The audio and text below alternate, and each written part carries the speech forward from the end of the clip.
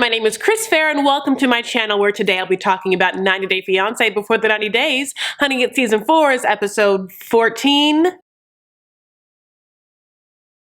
And it was called Hard Habit to Break. Yeah, like smoking or toxic relationships or sleeping in the morning or smoking opium, speeding, talking negatively in your head. Anyways, okay, so I lied in my last video and thought there was one episode left until the tell-alls, but no, after this episode, there's another episode that's going to be called The Never Ending Story, appropriate name, and then the tell-all. So that's where we are in the cycle, this vicious cycle. Now, I don't want it to end. I think it's been a great season and we have a lot to discuss. Let's start with the most important couple that will be together for the rest of their lives, Darcy and Stacey. Okay, so I low-key didn't pay the most attention to this segment, so I have to sort of piece together what I found out, which was, okay, Darcy and Stacey are in a car and they're talking and, you know, it's a lot of Darcy being like, I don't want any more of this and I'm trying to get better in my life and so I'm manifesting, I'm bringing in, I'm letting out the bad energy, I'm bringing in the new energy, I'm no longer into this toxic situations with men, I want to manifest good things. She's doing The Secret, she has a dream board, she has her dreams clear in the board. There are not pictures of Jesse and Tom on the dream board, but instead pictures of millionaires and billionaires. She has Jeff Bezos on the board. My makeup just came. I got new makeup. Okay, don't go get the makeup now, Chris. Just finish doing your video. Don't go get the makeup now. Thank you.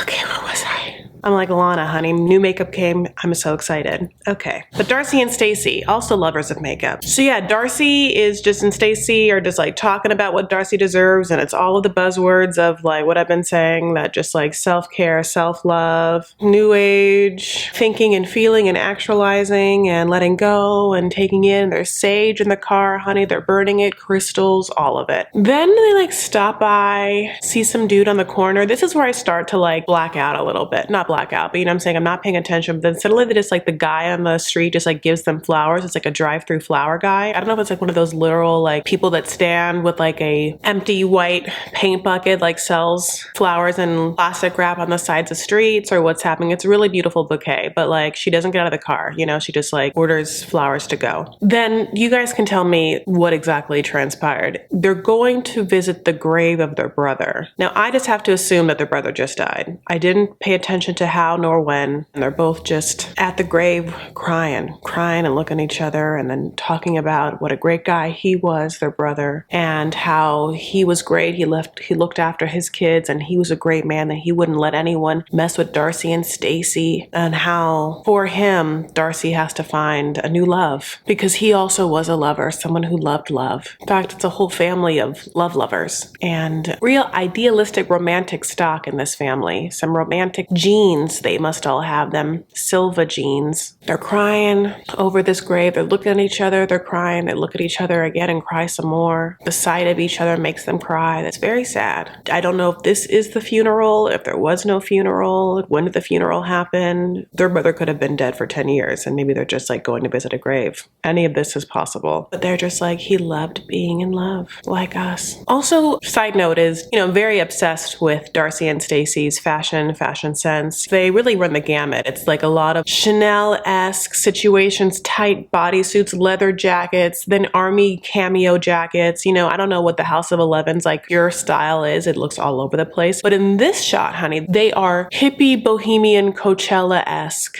flower sisters, which of course fits the conversation they're having in the car about all the peace and love and secret-esque stuff. Darcy's daughters were like, you're Barbie, and I get that now. Like, Darcy dresses like whatever she feels like, honey, and right now it's very Woodstock-esque. Okay, up next is Stephanie and Erica. This is going to also be a short segment because, you know, I think I've said what I can about them. So Stephanie is leaving Australia after her and Erica have decided that they suck together. So Stephanie decides to be like, I'm going to the airport, but I just like super wish that Erica would somehow show up to give me a hug. But no kiss. Don't you dare kiss these lips. No. No touchy McTouches. An air hug is what I want.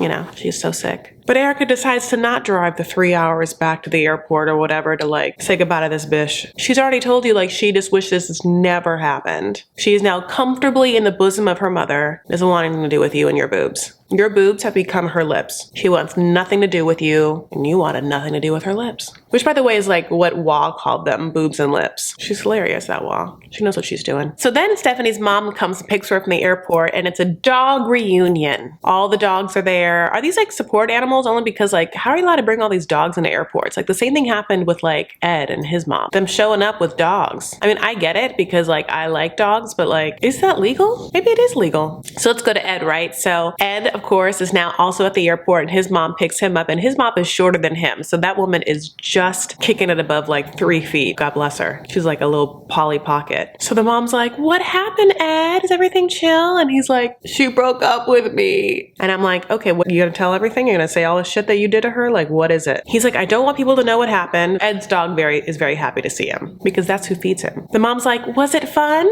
And Ed's like, fun, exciting, crazy, heartbreaking, embarrassing, shameful. Mom's like, okay, how's Rose? He's like, Rose, she's out. No rose. I cut that rose. I stomped on it. I picked all the petals. I blew them in the wind. Mom just has to look at him, bat her eyes. She has purple eyeshadow on, honey, and then it's like garage door eyeshadow. So it's like one color. So when she bats her eyes, it's like purple, purple, purple. And the mom is like trying to hint to like what happened. And Ed doesn't want to say all the horrible things he did. So he's like, she didn't trust me in the end. And I feel like the mom knows. Like female intuition, like, well, what did you do to make her not trust you?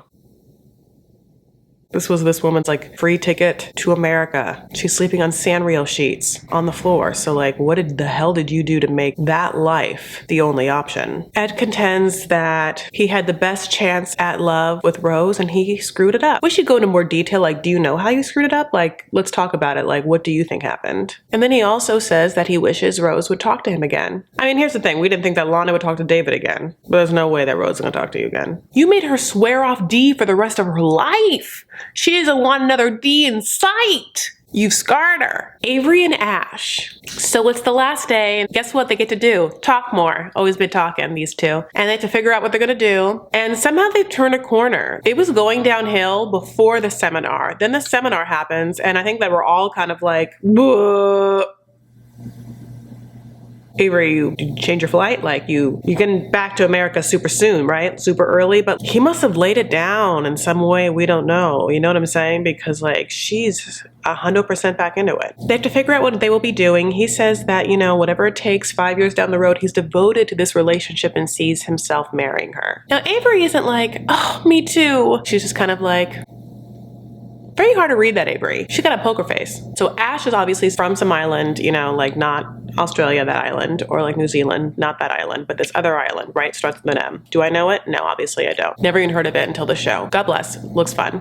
So he has to get that passport from that place transferred to Australia. He has to get his Australian passport. And once he gets his Australian passport, then he can like file for the K1 and all the bloobity blues that he would have to do to go to America. So there's like a whole other step before the normal step. It's a whole rigmarole process. And Avery's like, okay, well, just, I guess keep me abreast of all that. Okay, let's get to good people. Jeffrey and Varia. And Mary? Okay, sozies. We pick up with Varia having just surprised Jeffrey with Mary at the same house. And she pissed because Varia thought that she was just gonna come to Jeffrey's house. He'd be like chilling, maybe with his kids there or whatever. And the kids would leave because they like get something's up. And then she would just be like, Jeffrey, I'm back. And Jeffrey would be like, bye, you know, like, bye, old life. I'm so happy you're back. Like, everything is cool. But right, Varia came and it was like, Jeffrey, I'm back. And then like Mary was like, So now it looks like these two women are coming to fisticuffs, which is hard to watch, right? As I feel like as any female, you're just like, why do females get mad at each other? In this situation, it makes no sense. Varia is like mad at Mary, is being rude to Mary. Mary is like aghast at Varia. And meanwhile, Jeffrey the whole time is like, I have these two women fighting over me. It's so hard.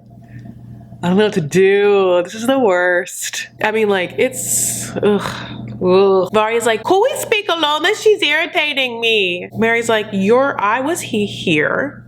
You just showed up. If anyone is irritating anyone, it's you irritating me. Jeffrey like doesn't say anything. This is like where Mary starts to get pissed, because what Mary wants Jeffrey to do is be like, Varia, I have a girlfriend. Not only that, this is a woman that I have known for a long time and who's been there for me through a lot. So I will not disrespect her by kicking her out. There is no way I'm going to even entertain the possibility of getting back together with you. I am with another. But he doesn't, right? What he really wants to do is have Mary leave, and Mary feels it, so Mary leaves. She knows it. She's like, okay, I'm gonna go. And Varia feels that Jeffrey wants her to stay too. So Mary's like, yeah, you guys can speak, that's fine. And Varia's like, I know it's fine. Mary feels like a fool. She says it's not fair. I'm like, yeah, I get it. Yes. However, low-key, you maybe should have thought something would be up with like all the cameras all around all the time. No offense. It wasn't like 90 Day Fiancé and the aftermath in the same season with him dating Mary. Varia's like, is this a bad surprise? And Jeffrey's like, no. Could have fooled Mary. So Varia really low-key wants Jeffrey to be like, I'm so happy you're here, Varia, but he like doesn't quite do that. So she's like, what should I do? I have my bags. And then he contends that she should stay. And Jeffrey tries to be like, okay, but you can't be mean to Mary. Like, she literally did nothing. She's like innocent in this. And Varia's like, she's a pretty girl with my man in his house. And it's like, yeah, get mad at your man then. She didn't just show up and trespass, like trying to rob the place and then like end up staying like some burglar version of the nanny. Jeffrey's like, I was hurt by you and she was there, like a friendly bottle of whiskey that I've been drinking for the past 30 years, sip by sip. I just like, it was so hard to watch like Varia go after Mary, because it's like, it's not Mary's fault. At one point, like Varia's like, move bitch, and it was very like Luda. Move bitch, get out the way, get out the way, said get out the way, said move bitch, get out the way. Get out the way, say get out the way. The only bitch in this situation is Jeffrey. So of course Mary leaves and then decides to come back, walk through the scene again of like Varia and Jeffrey staring at each other to grab stuff. But then she leaves the roses that Jeffrey got for her and is like, I don't need those roses then, I guess. I mean, Jeffrey just fucking stands there like a pussy. He almost, he's smiling. He's like not smiling. And Varia's like, what now? Am I not allowed to? He's like, no, come inside. She leaves her stuff at the door. Jeffrey, like in his confessional outside, is so fucking excited. He's like, 2 women vying for my attention. I'm such a martyr, such a victim. Inside, he contends to Varia that he's still in love with her. And she's like, why are you not hugging and kissing me then? Why we can't? And she's like, how are you so able to move on after you proposed to me? That's crazy. That's psychotic. And it's like, yeah, you're onto something. Then they sort of play handsies. It's like footsies, but with their hands, where like Varia touches his hand. And it's indicative that their love is back on. Varia just gets very like, I'm not gonna give him to Mary. You don't give anyone to anyone. So they decide that night to go hang out with Jeffrey's friends, who he already had plans with, to hang out with Mary, because they're also Mary's friends. Small, Knoxville, tight-knit circle of friends. So at the bar, he tells him the whole story, and Varia's just like standing there like, yeah, that's me, I came. Without warning, I know. Well, I tried to get at him, but he wouldn't respond. And I didn't take that as a hint that I shouldn't come. I took it as a hint of coming. Come. Also, the producers told me it'd be a great idea. I can't say that on camera, but we all know that, right? He says that Varia overreacted, but that he's innocent. Not the first time that Jeffrey has pleaded innocence. And where did that get you, Jeffrey? In jail. The friends tell Varia that, like, low-key Varia, just so you know, this Mary has been around for a long time, and she's been for and there for Jeffrey for like years. She's a good woman that is for some reason in love with this person named Jeffrey. And Varia's like, no female friends. I think your husband, your wife, or your spouse, you should not have friends of the same sex. It's weird. I don't like it. My spouse will only be my spouse. So the friends swallow that, take a deep breath, and dun dun dun! Guess who shows up? It's Mary! There's something about that, Mary. You're waiting for me to say that. Guess what? Mary's wearing the exact same thing she was wearing earlier, honey. In the same clothes. The stench of Varia's entrance still wafting off of them. All the friends are like, oh, this is like a fake situation. It's all too good. There's no way. This is all must be fake, right? I gotta believe it. I can't not believe it. Okay, David and Lana.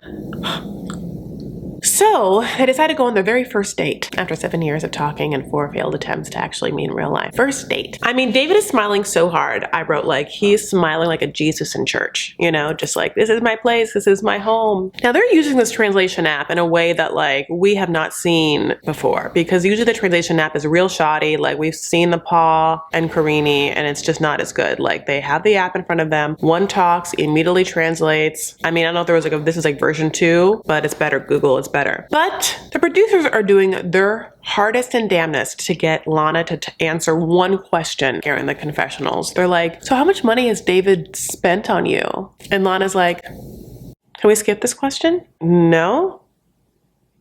No. Listen, if you want something from me, you'll ask me in that app. Pay the money to the app and we'll see if I answer. You're lucky I'm even like conversing with you in real life right now. You know how hard it is to get me in real life? Hard.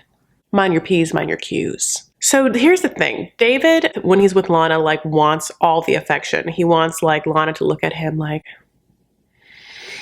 he wants to smell her. He basically wants to skin her, eat the insides, and then wear her around like a stole, a mink stole. But he's just like, I can't stop looking into your eyes. And Lana's like, David then makes another horrible decision, which is to tell Lana all the crazy shit he did last time he was here. Stalking her in her hometown, trying to go to her the address that she gave him, that ended up being that dude's apartment from 1995 and everything, right? And he tells her all this and she's like, that's mad. He's like, why did you give me the wrong address? She's like, it's not safe to give a real address because crazy men can just show up anytime they want, unannounced and uninvited. Sound familiar? I mean, it's crazy what he did. I mean, like, oof. Then he's like, oh, I can one up that. I hired a private investigator on you. Honey, she takes the last sip of that cafe that she's been drinking. She hasn't touched any of the weird sweets and delicacies in front. And she's just like, for me, it's time to go. At that point, I was like, oh, we'll never see this person again. This person's gonna like vanish like a thief in the night. But they decide somehow to go on a second date because of the cameras. And they're still conversing through this app, this like website app. Like she did not give him her cell phone number. And I can see why. She knew the whole time that David was bananas and crazy. She has avoided this situation for so long because intrinsically she knew. I wonder what happened in her life that she just finally gave up. Would they have ever met in real life if it wasn't for the show? I feel like half the reason why they even know each other now is because he decided to do the show. If he didn't do the show and he just kept trying to meet with her, I feel like she never would have met him. Or did she hire a private investigator to find out, in fact, that he is someone with money? But they go on the second date, honey, and it's the same coats they were wearing before, and she's just like, I hate that coat. But he shows up with a selfie stick, who's now the third wheel of this date, and the selfie stick and them are just like, hey, hi, we're a couple, don't even worry about it, here it is. Like all their pictures are like, he goes in for a smooch, honey, and she's not having it. No. She's giving him no warmth, no love. You know, she's a cold-hearted snake, that one. And he's just like, I got it. I'm gonna charm her by showing off the amazing skills I have as a bowler. He finds the bowling alley there, and they both put on shoes, and it's like some 1950s date stuff. If I win, if I get a strike, how about I get a smoocheroo? And she's like, and he's like, what I didn't tell her is I was a professional bowler 40 years ago. And then he decides to show off by getting everything but strike. He gets all of them but one pin. Then he gets a gutter ball. Then he only knocks 2 down. At one point he almost trips. I mean, that was like almost the end of David. He would have needed a new hip. He doesn't hit a strike and he's like, can I still get that kiss? And she's like, no. Even if you get one, no. But no, especially not if you don't get one, no. Then, honey, he hits that strike and he looks at her and he's like, come and get it. If you're ready, come and get it. Na, na, na, na. Na, na, na, na. Na, na, na, na. Just not as like cute and sexy as that song. It's very uncomfy when they're together, you know. It's just like she doesn't want any part of him touching her or whatever. She's just like disgusted by him, and so are we. But every time she sees him, she just sees Sephora VIB beauty bank points. She sees those 500 sets in her mind. They decide to go to dinner, and she orders fresh squeezed grapefruit juice and pasta with rabbit.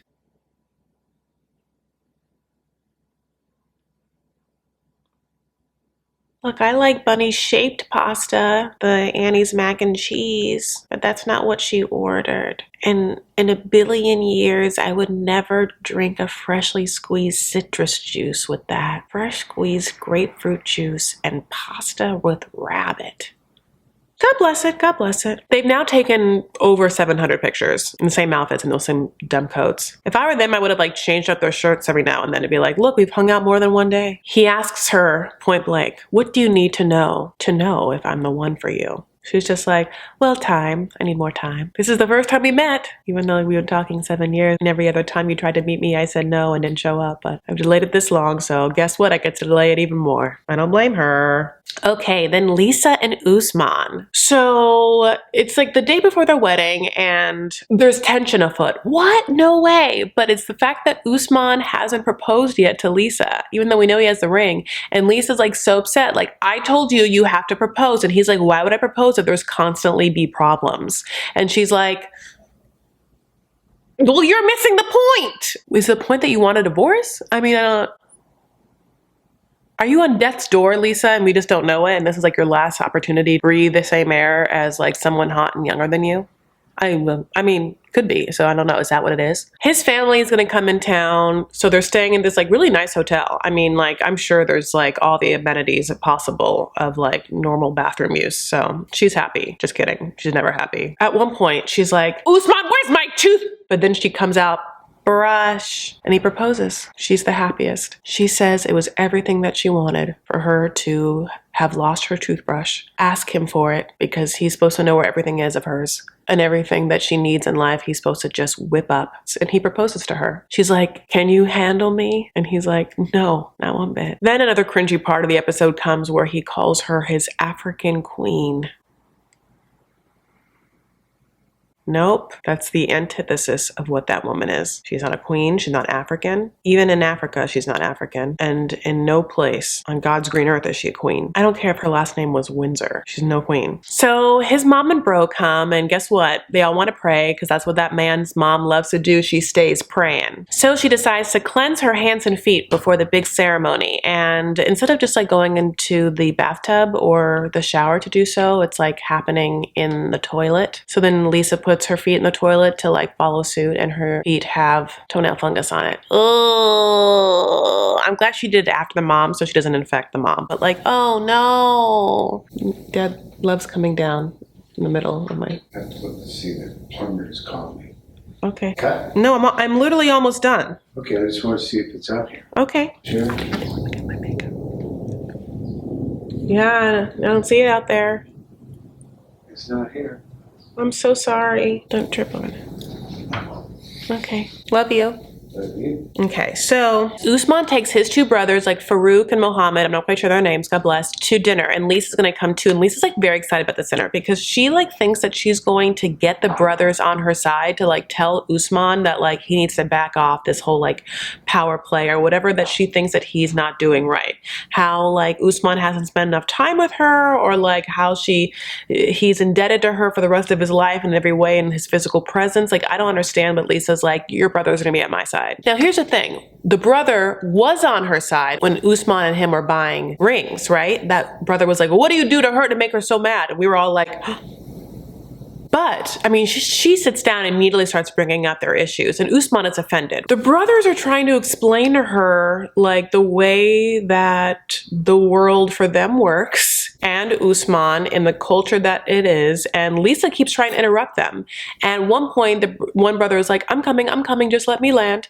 And I thought that was one of the most beautiful ways of being like, shut up, I'm still talking, so not you yet. And they're basically like, the wife follows the husband. If he wants to have some time apart from you, you have to let him do it. He's the husband, he can do whatever he wants. In that way, I don't believe this. I don't think that like whatever the man says goes, but Lisa's so far from even allowing him basic human rights, like civilities. Lisa's wretched. I don't understand why these women who want like beta males are going to very dominant masculine cultures and picking the men out from there. Like, I don't know what to tell you. Like, he's old school, honey. He's from an old country, from the old country. Okay, thank you so much for being on this journey with me. What a crazy episode. It's been really, really fun though. I love this season so far. I would say that versus like Varya, Mary, or Jeffrey, I feel like I'm team Jeffrey's ex-wives because they're the only ones that got out, know what's up with Jeffrey, and like have pending lawsuits against him. In David versus Lana, I'm pro Victoria, Carol Baskin for Sears. She knows what's up. In Darcy, Stacey, or Tom, I am for Hammy or Darcy's two daughters. I think everyone in the Yolanda storyline should be put out to sea. For Steph and Erica, obviously Erica's parents can stay. Of Lisa and Usman, I'm obviously pro mommy, and that's where I stand. Those are my loyalties, and that's where they lie. If you're bored, you just like want to talk about this stuff more, go to facebook.com. Have you heard of it? And search Vanity Farah. That's my private Facebook group. You can also follow me at Instagram and Twitter. I am at Chris L. Farah. The L is for lockdown. Thank you so much for watching. Subscribe, like, comment, and share if you can. I appreciate it so much. Take care of yourselves and each other. Stand up for what you believe and make art. Okay? Bye.